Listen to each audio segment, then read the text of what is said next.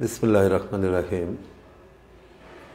আহমদ বন academy school and কলেজের একাদশ শ্রেণীর অর্থনীতি বিষয়ের ছাত্রীদের অর্থনীতি ক্লাস থেকে আমি স্বাগত জানাই। অর্থনীতি ক্লাসে আজকে তোমাদেরকে পড়াইতে চাই অর্থনৈতিক ব্যবস্থা কি। অর্থনৈতিক ব্যবস্থা অর্থনীতির একটি গুরুত্বপূর্ণ বিষয়, যে সকল প্রাতিষ্ঠানিক কাঠামো ও অর্থনৈতিক পরিবেশের দ্বারা মানুষের অর্থনৈতিক কার্যকলাপ পরিচালিত হয় তাকে অর্থনৈতিক ব্যবস্থা বলা হয়। যে সকল প্রাতিষ্ঠানিক কাঠামো ও অর্থনৈতিক পরিবেশের দ্বারা মানুষের অর্থনৈতিক কার্যাবলী পরিচালিত হয় তাকে অর্থনৈতিক ব্যবস্থা বলা হয় বা অর্থ ব্যবস্থা বলা হয়। তো অর্থনৈতিক কার্যাবলী কি? যে অর্থনৈতিক কার্যাবলীটা হলো উৎপাদন, বিনিময়, বন্টন এবং ভোগের জন্য মানুষ যে কাজ করে তাকে অর্থনৈতিক কার্যাবলী বলা হয়। তাহলে যে অর্থনৈতিক পরিবেশ বা কাঠামোর মধ্যে মানুষ উৎপাদন, বিনিময় ও বন্টনের কাজটা করে থাকে তাকে অর্থব্যবস্থা বা অর্থনৈতিক ব্যবস্থা বলা হয়ে থাকে। একজন অর্থনীতিবিদ জি গ্রোসম্যান এই অর্থব্যবস্থার সম্বন্ধে একটা সংজ্ঞা দিয়েছেন। এই সংজ্ঞাটা আমি বোর্ডে লিখেছি। কি বলা হয়েছে? যে মানুষ যে সামাজিক এবং অর্থনৈতিক পরিবেশের মধ্যে বসবাস করে তার দ্বারাই সকল অর্থনৈতিক কার্যাবলী তথা উৎপাদন, বিনিময়, বন্টন এবং ভোগ এটার প্রকৃতি ও পদ্ধতি নির্ধারিত এবং নিয়ন্ত্রিত হয়। অর্থাৎ মানুষ যে সামাজিক এবং অর্থনৈতিক একটা পরিবেশের মধ্যে বসবাস করে, মানুষ অর্থনৈতিক এবং সামাজিক পরিবেশের মধ্যে বসবাস করে, তার দ্বারাই তার অর্থনৈতিক কার্যাবলীটা নিয়ন্ত্রিত হয়।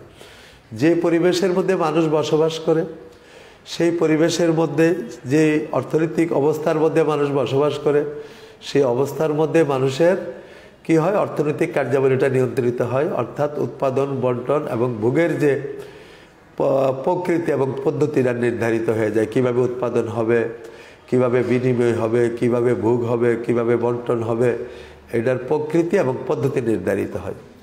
সেই প্রকৃতি এবং পদ্ধতিটাই হলো এই যে কাঠামোটা, যেই অর্থনৈতিক কাঠামোর মধ্যে এটা পরিচালিত হয় তাকে অর্থব্যবস্থা বলা যায়।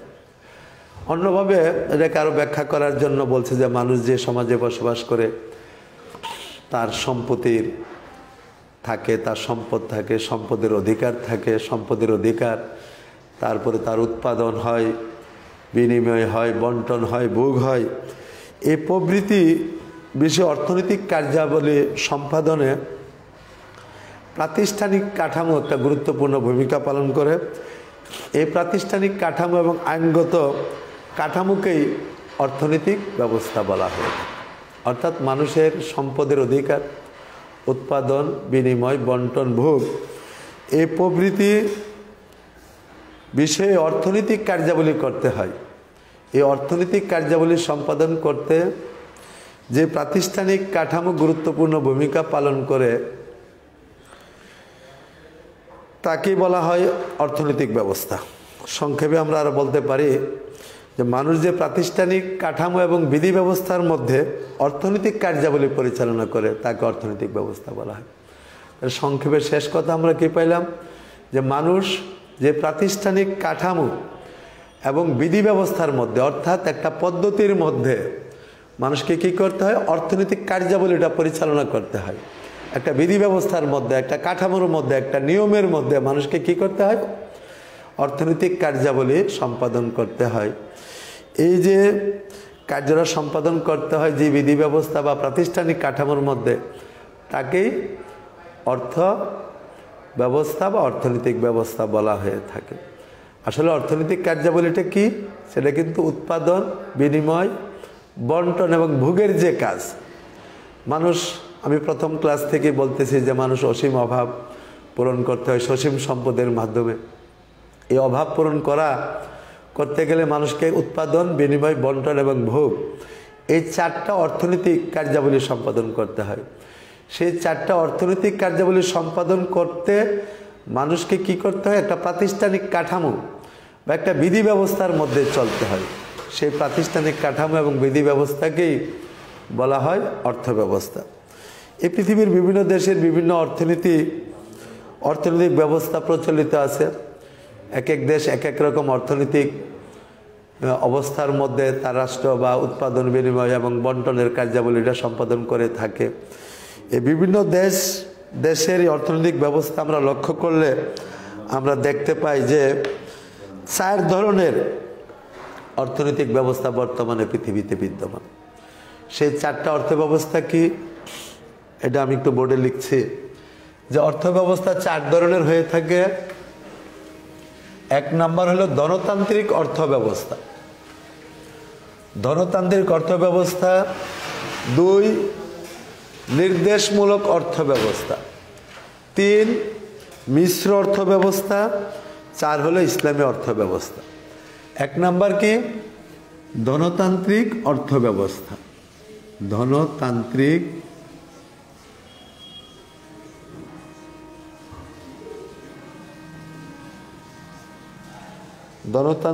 অর্থব্যবস্থা। 2 নির্দেশমূলক অর্থব্যবস্থা।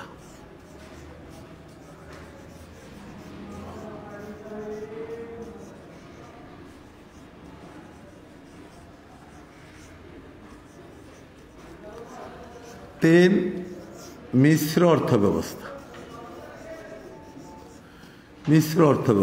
4 ইসলামী অর্থব্যবস্থা।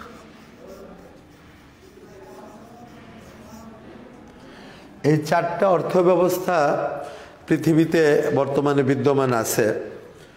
তো আজকে যে জিনিসটা, এই 4টা অর্থব্যবস্থার মধ্যে প্রথম অর্থব্যবস্থা হলো ধনতান্ত্রিক অর্থব্যবস্থা। সেই অর্থব্যবস্থাটা কি? ধনতান্ত্রিক অর্থব্যবস্থা যে অর্থব্যবস্থায়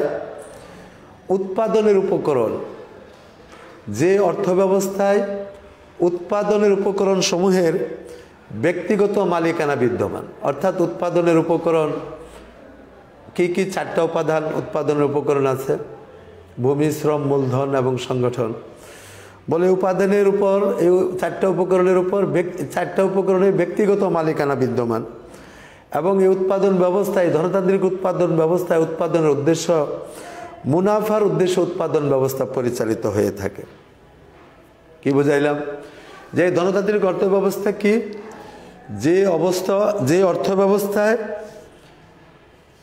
যে অর্থব্যবস্থায় উৎপাদনের উপকরণ সমূহের মালিকানা, ব্যক্তিগত মালিকানা বিদ্যমান থাকে এবং উৎপাদনটা মুনাফার উদ্দেশ্যে পরিচালিত হয়, তাকে বলা হয় ধনতান্ত্রিক অর্থব্যবস্থা।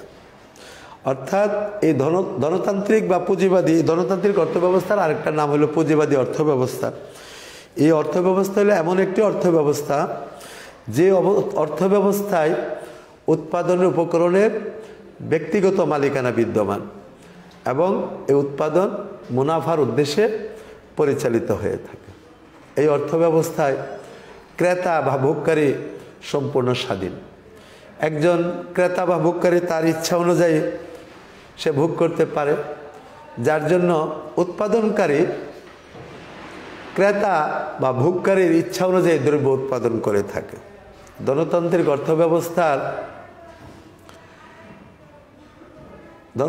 অর্থব্যবস্থার ভিত্তি হলো অবাধ প্রতিযোগিতা। ধনতান্ত্রিক অর্থব্যবস্থার ভিত্তি মূল কি? যে অবাধ প্রতিযোগিতা এখানে বিদ্যমান থাকে। এখানে দুইটা শ্রেণী থাকে, একটা ক্রেতা শ্রেণী আর একটা বিক্রেতা শ্রেণী। এই 2 শ্রেণীর মধ্যে অবাধ প্রতিযোগিতার মাধ্যমে দ্রব্যের মূল্য নির্ধারিত হয়। ক্রেতা চাই দ্রব্য কম মূল্যে ক্রয় করতে, বিক্রেতা চাই বেশি মূল্যে দ্রব্য বিক্রি করতে। এই ক্রেতা এবং বিক্রেতার মধ্যে দর কষাকষির মাধ্যমে, অর্থাৎ অবাধ প্রতিযোগিতার মাধ্যমে দ্রব্যমূল্য নির্ধারিত হয়। ধনতান্ত্রিক অর্থব্যবস্থায় উৎপাদন, বন্টন, বিনিময়, যে অর্থনৈতিক কার্যাবলী, অর্থব্যবস্থার কথা বললাম যে অর্থনৈতিক কার্যাবলী হলো কি উৎপাদন, বিনিময়, বন্টন এবং ভোগের যে কার্যাবলীটা, এটাকে নিয়ন্ত্রণ করার জন্য কোনো কেন্দ্রীয় কর্তৃপক্ষ থাকে না। যে একটা কর্তৃপক্ষ উৎপাদন বিনিময় বন্টন এটাকে নিয়ন্ত্রণ করবে, এটা পরিকল্পনা করবে, সেটার কোনো কর্তৃপক্ষ থাকে না, বরং স্বয়ংক্রিয় মূল্য ব্যবস্থার মাধ্যমে এগুলি নিয়ন্ত্রিত হয়ে থাকে। স্বয়ংক্রিয় মূল্য ব্যবস্থাটা কি? যে স্বয়ংক্রিয় মূল্য ব্যবস্থা হলো ক্রেতা এবং বিক্রেতার মধ্যে অবাধ প্রতিযোগিতার মাধ্যমে এই মূল্য নির্ধারিত হয়ে থাকে। সেখানে কোনো কেন্দ্রীয় কর্তৃপক্ষ এই মূল্যটা নির্ধারণ করে দেয় না। এখন আমরা ধনতান্ত্রিক অর্থব্যবস্থা কি বুঝতে পারলাম? মোটামুটি আরেকটু সংক্ষেপে আলোচনা করি যে অর্থব্যবস্থায় উৎপাদনের উপকরণের উপর ব্যক্তিগত মালিকানা বিদ্যমান এবং মুনাফার উদ্দেশ্যে এই উৎপাদন ব্যবস্থা পরিচালিত হয় তাকে ধনতান্ত্রিক অর্থব্যবস্থা বা পুঁজিবাদী অর্থব্যবস্থা বলা হয়। এই অর্থব্যবস্থায় ক্রেতার পূর্ণ স্বাধীনতা থাকে। ক্রেতা বা ভোগকারী তার ইচ্ছা অনুযায়ী ভোগ করতে পারে। উৎপাদনকারী ক্রেতার ইচ্ছা অনুযায়ী দ্রব্য উৎপাদন করে থাকে। এই অর্থব্যবস্থায় অবাধ প্রতিযোগিতা বিদ্যমান। এই পুঁজিবাদী অর্থব্যবস্থায় অবাধ প্রতিযোগিতা বিদ্যমান, অর্থাৎ ক্রেতা বিক্রেতার মধ্যে অবাধ প্রতিযোগিতা থাকে। অনেক ক্রেতা থাকবে, বিক্রেতা থাকবে, প্রতিযোগিতার মাধ্যমে দ্রব্যমূল্য নির্ধারিত হবে। অর্থাৎ উৎপাদন বিনিময় বন্টন ভোগ প্রভৃতি নিয়ন্ত্রণের কোনো কেন্দ্রীয় কর্তৃপক্ষ থাকে না। স্বয়ংক্রিয় দাম ব্যবস্থার মাধ্যমে এই দ্রব্যের মূল্য নির্ধারিত হয়ে থাকে। এ কারণে ধনতান্ত্রিক অর্থব্যবস্থাকে বাজার অর্থনীতি বলা হয়ে থাকে। ধনতান্ত্রিক অর্থব্যবস্থাকে বাজার অর্থনীতি বলা হয়ে থাকে। যদি একটা প্রশ্ন আসে যে ধনতান্ত্রিক অর্থব্যবস্থাকে কেন বাজার অর্থব্যবস্থা বলা হয়ে থাকে, যে ধনতান্ত্রিক অর্থব্যবস্থায় উৎপাদন বিনিময় বন্টন এবং ভোগের নিয়ন্ত্রণের জন্য কোনো কেন্দ্রীয় কর্তৃপক্ষ থাকে না। অবাধ প্রতিযোগিতার মাধ্যমে দ্রব্যের মূল্য নির্ধারিত হয়। এই কারণে এই অর্থব্যবস্থাকে বাজার অর্থনীতি বলা হয়ে থাকে। এখন এই আলোচনার প্রেক্ষিতে আমরা কি পাইলাম? ধনতান্ত্রিক অর্থব্যবস্থার কতগুলি বৈশিষ্ট্য আমরা বাইর করতে পারি। যে কি বৈশিষ্ট্য পাওয়া যায়? যে এক নম্বর কথাই ছিল যে উৎপাদনের উপকরণ সমূহের ব্যক্তিগত মালিকানা বিদ্যমান। ব্যক্তিগত মালিকানা বিদ্যমান। তাহলে ধনতান্ত্রিক অর্থব্যবস্থার প্রথম বৈশিষ্ট্যই পাইলাম সম্পদের ব্যক্তিগত মালিকানা বিদ্যমান। সম্পদের ব্যক্তিগত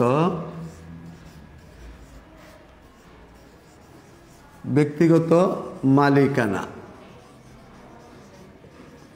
সম্পদের ব্যক্তিগত মালিকানা। তারপরে উদ্যোগের স্বাধীনতা। এখানে উদ্যোগ নিতে কোনো দ্রব্য উৎপাদন করতে, বিনিময় করতে, ভোগের জন্য কারো কোনো বাধা নেই, তার জন্য স্বাধীনভাবে সে বিদ্যমান। অর্থাৎ যে কোনো উদ্যোগ যে কোনো সংগঠক নিতে পারে। উদ্যোগের স্বাধীনতা।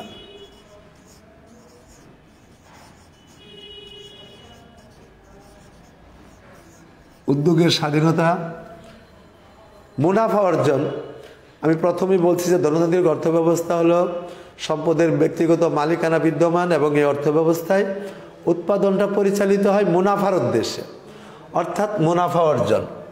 এই অর্থব্যবস্থার আরেকটা বৈশিষ্ট্য হলো মুনাফা অর্জন।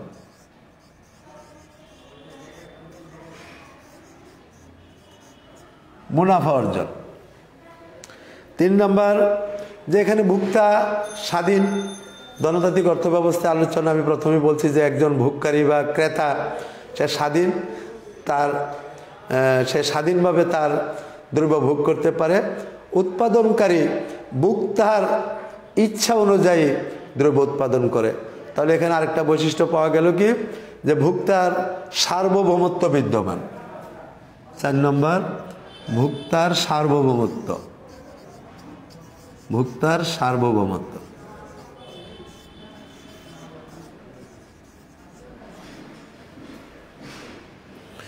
তারপরে এখানে বলছি যে ক্রেতা এবং বিক্রেতার মধ্যে অবাধ প্রতিযোগিতা বিদ্যমান। তাহলে আরেকটা বৈশিষ্ট্য পাওয়া গেল যে এই ধনতান্ত্রিক অর্থব্যবস্থার আরেকটা বৈশিষ্ট্য হলো কি বৈশিষ্ট্য? যে অবাধ প্রতিযোগিতা। অবাধ প্রতিযোগিতা।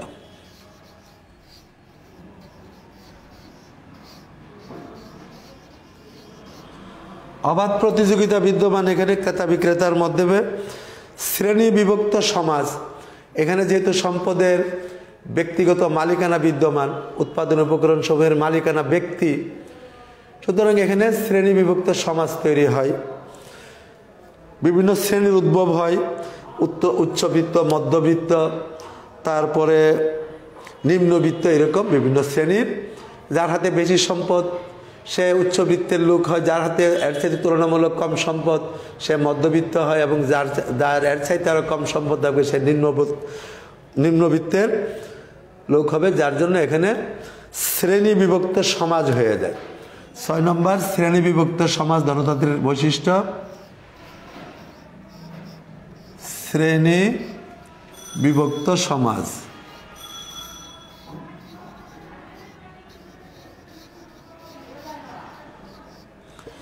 শ্রেণী বিভক্ত সমাজ।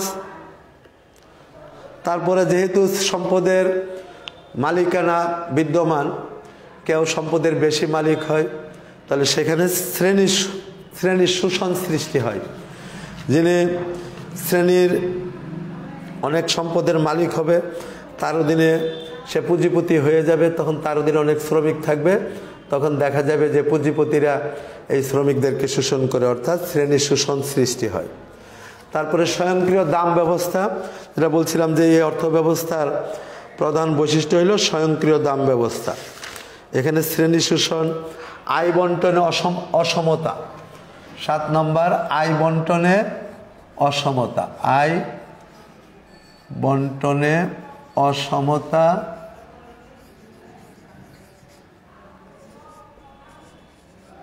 স্বয়ংক্রিয় দাম ব্যবস্থা। মোটামুটি এই ধনতান্ত্রিক অর্থ ব্যবস্থার এই বৈশিষ্ট্যগুলি বিদ্যমান। স্বয়ংক্রিয় দাম ব্যবস্থাটা একটু বোঝার দরকার আছে, যে স্বয়ংক্রিয় দাম ব্যবস্থাটা হলো ক্রেতা এবং বিক্রেতার মধ্যে দর কষাকষির মাধ্যমে দাম নির্ধারিত হয়ে থাকে। ক্রেতা এবং বিক্রেতার মধ্যে দর কষাকষির মাধ্যমে দাম নির্ধারিত হয়ে থাকে। ক্রেতার দিক থেকে চাহিদা আসে, আর বিক্রেতার দিক থেকে কি আসে? যোগান আসে। তাহলে চাহিদা এবং যোগানের যে ভারসাম্য বিন্দুতে দাম নির্ধারিত হবে, এ হলো স্বয়ংক্রিয় দাম ব্যবস্থা। এ বিষয়ে পরে আরও বিস্তারিত আলোচনা করা হবে। এটা হলো ধনতান্ত্রিক অর্থ ব্যবস্থার বৈশিষ্ট্যগুলি। ধনতান্ত্রিক অর্থ ব্যবস্থা কি, সেই বিষয়টা আলোচনা করা হলো। তার বিপরীত দিকে আরেকটা অর্থ ব্যবস্থা, সেটা অল্প একটু আলোচনা করি, যে নির্দেশমূলক অর্থ ব্যবস্থা। ধনতান্ত্রিক অর্থ ব্যবস্থা, এর পরবর্তীতে আছে নির্দেশমূলক অর্থ ব্যবস্থা। বলে নির্দেশমূলক অর্থ ব্যবস্থাটা কি? নির্দেশমূলক অর্থ ব্যবস্থা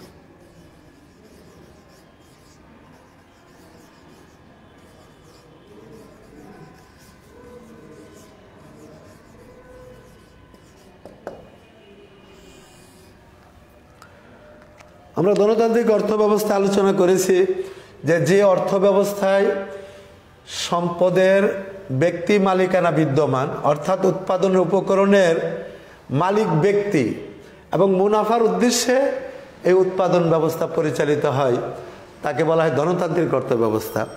আর এই নির্দেশমূলক অর্থ ব্যবস্থা হলো সেই অর্থ ব্যবস্থা যে অর্থ ব্যবস্থায় সম্পদের ব্যক্তিগত মালিকানা বিদ্যমান নয়, সম্পদের রাষ্ট্রীয় মালিকানা বিদ্যমান, এবং মুনাফার উদ্দেশ্যে অর্থ ব্যবস্থা পরিচালিত হয় না। কেন্দ্রীয় কর্তৃপক্ষের নির্দেশক্রমে, কেন্দ্রীয় কর্তৃপক্ষের নিয়ন্ত্রণে এই অর্থ ব্যবস্থা পরিচালিত হয়ে থাকে। এখানে সম্পদের কোনো ব্যক্তি মালিকানা নাই, অর্থাৎ উৎপাদনের উপকরণের কোনো ব্যক্তি তার মালিক নাই। সম্পদের উপকরণের মালিক হলো রাষ্ট্র। কেন্দ্রীয় কর্তৃপক্ষের নির্দেশে অর্থব্যবস্থা পরিচালিত হয়ে থাকে। এই অর্থব্যবস্থা মুনাফার উদ্দেশ্যে পরিচালিত হয় না, বরং সামাজিক কল্যাণ বা রাষ্ট্রীয় কল্যাণ, জনগণের কল্যাণের জন্য এই অর্থব্যবস্থা পরিচালিত হয়ে থাকে। তাহলে আমরা ধনতান্ত্রিক অর্থব্যবস্থা, এখানে ক্রেতার বা ভোক্তার কোনো স্বাধীনতা নাই, কেন্দ্রীয় কর্তৃপক্ষেই তাদের ভোগ নির্ধারণ করে থাকে। কেন্দ্রীয় কর্তৃপক্ষের ইচ্ছা অনুযায়ী দ্রব্য উৎপাদিত হয়ে থাকে। কেন্দ্রীয় কর্তৃপক্ষের দ্রব্যের মূল্য নির্ধারণ করে, এখানে কোনো অবাধ প্রতিযোগিতার কোনো বিষয় নেই। কেন্দ্রীয় কর্তৃপক্ষ যেরকম সিদ্ধান্ত দিবে সেই সিদ্ধান্ত অনুযায়ী দ্রব্য নিয়ন্ত্রিত হবে, বাজার ব্যবস্থা নিয়ন্ত্রিত হয়ে থাকে। তাহলে আমরা এই নির্দেশমূলক অর্থব্যবস্থায় আলোচনায় আবার কিছু বৈশিষ্ট্য পাইলাম, যেটা ধনতান্ত্রিক অর্থব্যবস্থার উল্টো দিক। ওইখানে ছিল সম্পদের ব্যক্তিগত মালিকানা, এখানে কি পাইলাম? সম্পদের রাষ্ট্রীয় মালিকানা। সম্পদের রাষ্ট্রীয় মালিকানা পাওয়া গেল এখানে, যে অর্থব্যবস্থায় সম্পদের মালিক রাষ্ট্র, ব্যক্তির কোনো মালিকানা বিদ্যমান নাই, তাকে যেহেতু নির্দেশমূলক অর্থব্যবস্থা বলা হয়, তাহলে 1 নম্বর বৈশিষ্ট্য পেলাম সম্পদের রাষ্ট্রীয় মালিকানা। এক, সম্পদের রাষ্ট্রীয় মালিকানা।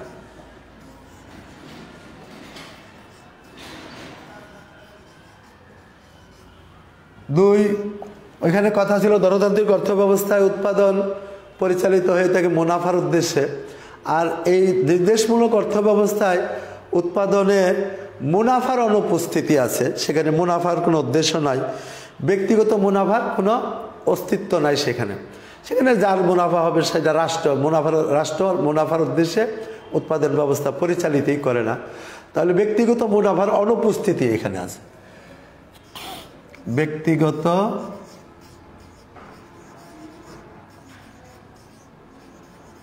মুনাফার অনুপস্থিতি।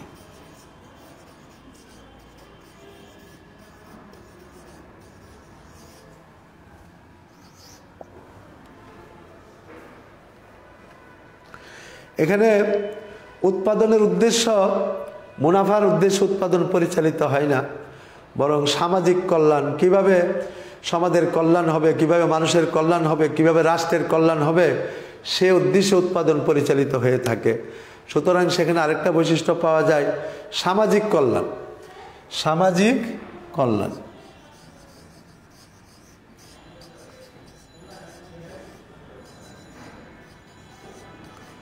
সামাজিক কল্যাণ। তারপরে যেহেতু রাষ্ট্র বা কেন্দ্রীয় কর্তৃপক্ষের নির্দেশে এই অবস্থা পরিচালিত, এই অর্থব্যবস্থা পরিচালিত হয়, উৎপাদন পদ্ধতিটা নির্ধারণ করে কেন্দ্রীয় কর্তৃপক্ষ, বন্টন পদ্ধতি নির্ধারণ করে কেন্দ্রীয় কর্তৃপক্ষ, সামাজিক নিরাপত্তা কেন্দ্রীয় কর্তৃপক্ষের মাধ্যমে হয়ে থাকে, সুষম উন্নয়ন হয়, বেকারত্বহীনতা থাকে, যারা বেকার থাকে বা যাদের কর্মহীনতা থাকে তাদেরকে কর্মের ব্যবস্থা করে। তারপরে বাণিজ্য চক্রের এখানে অনুপস্থিতি, বাণিজ্য চক্র নাই, শ্রমিকদের স্বার্থ সংরক্ষণ করা হয়, শ্রমিক শোষণহীন সমাজ, স্বয়ংক্রিয় দাম ব্যবস্থার অনুপস্থিতি। মোটামুটি এই বৈশিষ্ট্যগুলি এই নির্দেশমূলক অর্থব্যবস্থায় বিদ্যমান। তো নির্দেশমূলক অর্থব্যবস্থার আরেকটা নাম হলো সমাজতান্ত্রিক অর্থব্যবস্থা। অর্থাৎ পরীক্ষায় আসতে পারে যে ধনতান্ত্রিক অর্থব্যবস্থা এবং সমাজতান্ত্রিক অর্থব্যবস্থার যে বৈশিষ্ট্যগুলির ভিত্তিতে তুমি এই দুইটার মধ্যে কী কী পার্থক্য লক্ষ্য করে আলোচনা করো, তাহলে দুইটার বৈশিষ্ট্য আমাদেরকে আলোচনা করতে হবে। দুইটা সংজ্ঞা বা যে দুইটা অর্থব্যবস্থা যখন আমরা বুঝতে পারলাম, তখন দুই অর্থব্যবস্থার মধ্যে আমরা পার্থক্য টানতে পারবো। বাংলাদেশের অর্থব্যবস্থাটা কোন পর্যায়ে আছে, কী অবস্থায় আছে, সেটাও আমরা সেখানে আলোচনায় আনতে পারবো। তো তোমরা ভালো থাকো, তোমাদের সামনে পরীক্ষা, অ্যাসাইনমেন্ট পরীক্ষা হবে, সেই পরীক্ষার জন্য প্রস্তুতি গ্রহণ করো। সবাইকে ধন্যবাদ জানাই, এবং তোমরা করোনা ভাইরাস থেকে স্বাস্থ্যবিধি মেনে চলবে এই আশাবাদ ব্যক্ত করে আমি আমার আজকের ক্লাস এখানে শেষ করছি। আল্লাহ হাফেজ।